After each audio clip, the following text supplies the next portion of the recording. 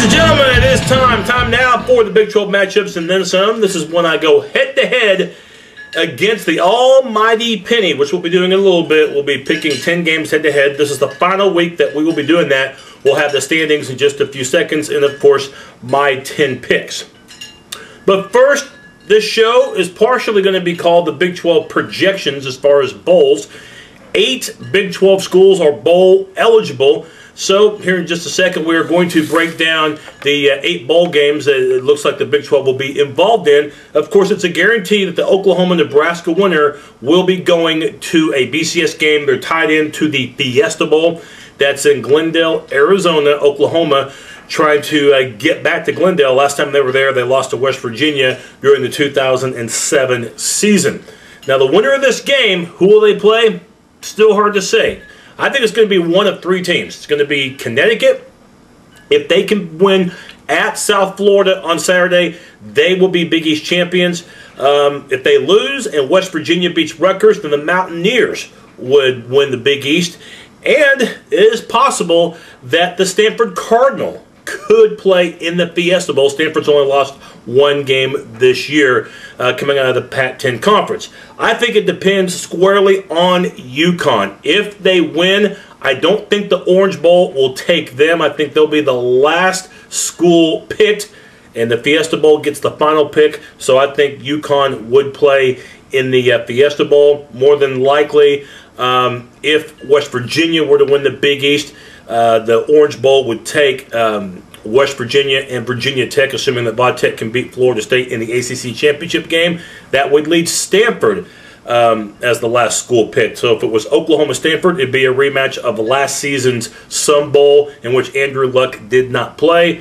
Of course, Stanford's a better squad than this year, but then again, so is OU. So the winner of that game would... of the OU-Nebraska game would go to the Fiesta against Stanford, West Virginia, or UConn. We'll find out for sure on Sunday. We do know that Texas A&M has accepted the bid to play in the Cotton Bowl.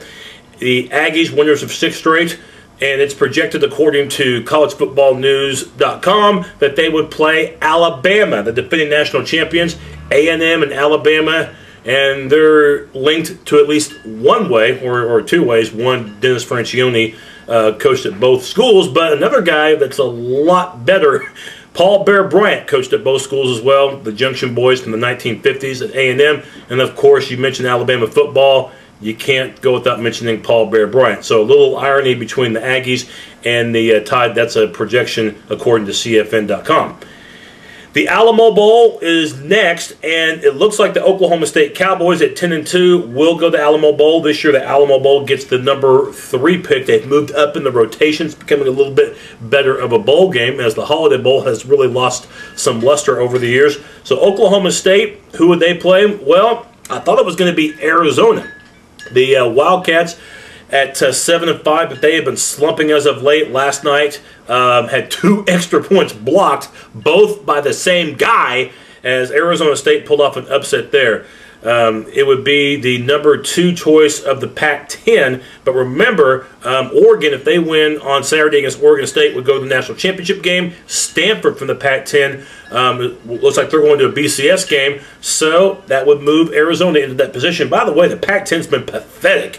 Do you realize that if Washington loses at Washington State tomorrow, and if Oregon State loses against Oregon, which is highly likely, then you would have only 3 bowl-eligible teams from the Pac-10. Remember, USC's on probation, so they can't go. So, yeah, Pac-10's going to have a little bit of an issue here if they can't get at least Washington to 6 wins. But right now, Washington and Oregon State are both at 5-6. Arizona State's at 6-6, but not eligible for a bowl since 2 of their wins were against FCS competition.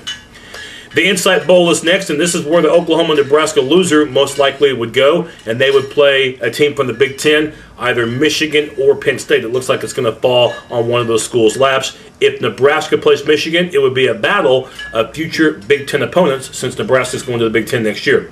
The Holiday Bowl, yeah, they have dropped in the rotation. The bowl just not as prestigious as it once was, although the games themselves have been good, but the bowl itself, there are better bowl games out there.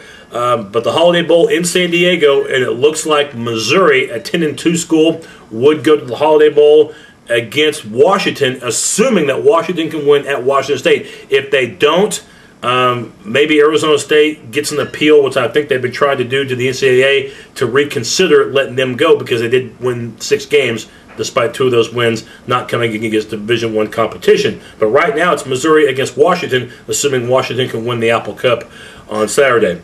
The Texas Bowl in Houston, the Baylor Bears, you know they would have good representation. Waco, not far from Houston. Robert Griffin and company, Baylor's first bowl appearance since joining the Big 12 15 years ago. They would play a Big 10 school. Illinois, according to CFN.com, would be the likely candidate. And then you have the Pinstripe Bowl, which taking place in New York, New York. The Kansas State Wildcats, their bowl eligibility was 7-5. Bill Snyder's squad going bowling. They would play a Big East school, and it looks currently like that is going to be Syracuse.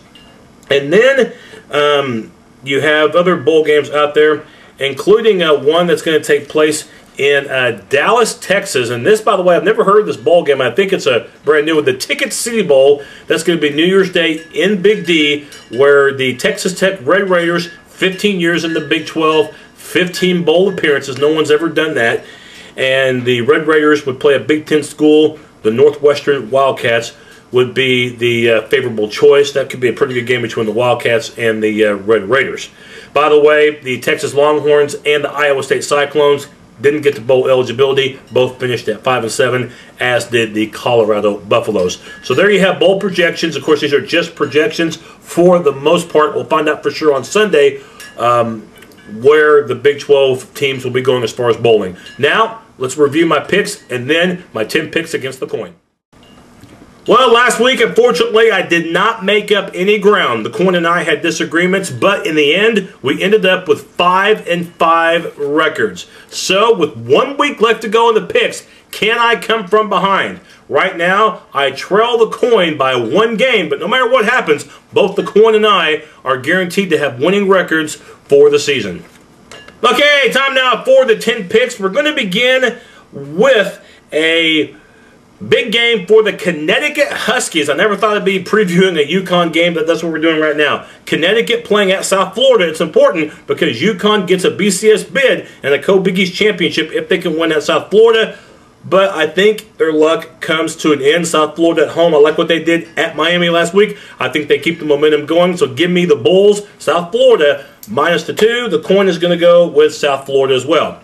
If UConn loses, that's where West Virginia comes into play. They're a heavy favorite against pathetic Rutgers. The Mountaineers need a win, and they need UConn to lose to get a BCS bid. I think West Virginia is much better than Rutgers. They're playing at home. They need this game big time. I think the Mountaineers get it done and cover the 20.5, and the coin is going to go, in this case, with West Virginia. So far, 2 for 2.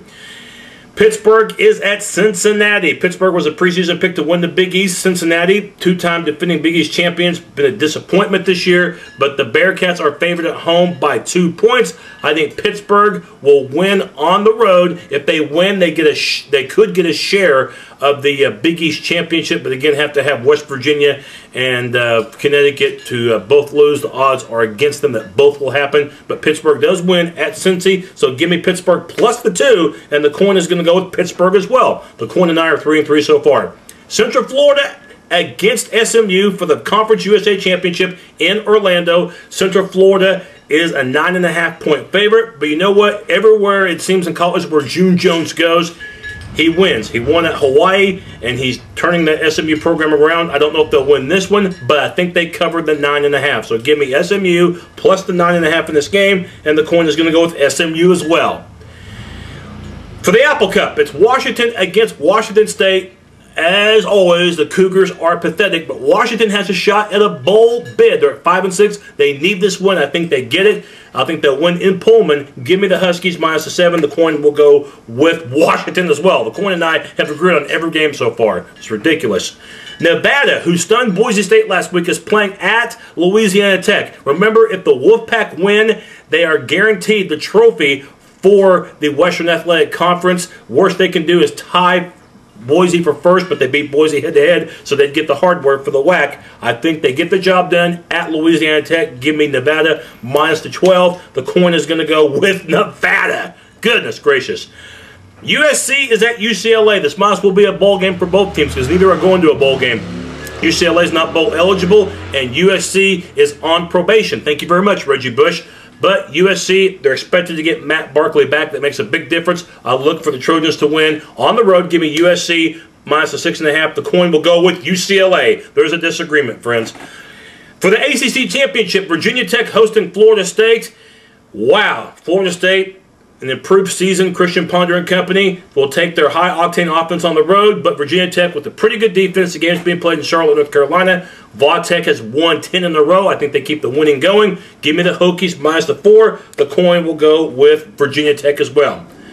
Oregon at Oregon State, the Civil War. Big favorites are the Ducks, minus 16.5. You might think, well, they're thinking ahead to the national championship. No, this game is for state bragging rights.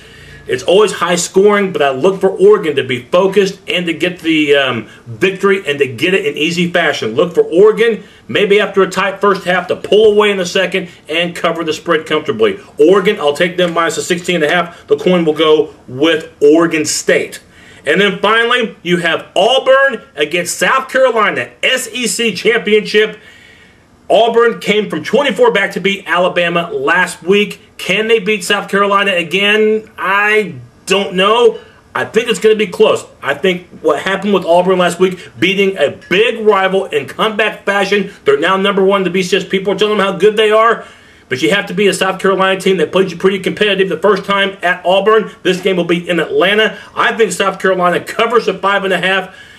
They have a pretty good rushing defense. I wouldn't even be surprised if South Carolina ended Auburn's undefeated run. So whether South Carolina wins or loses, I think they cover. So give me the Gamecocks plus the 5.5. The coin is going to go with Auburn. So 3 disagreements. Auburn, South Carolina, USC, UCLA, and Oregon, Oregon State. Those are the 3 games to watch. I trail the coin by game. Those 3 games I just mentioned are pivotal. I'll have the results next week on my Big 12 Bowl preview.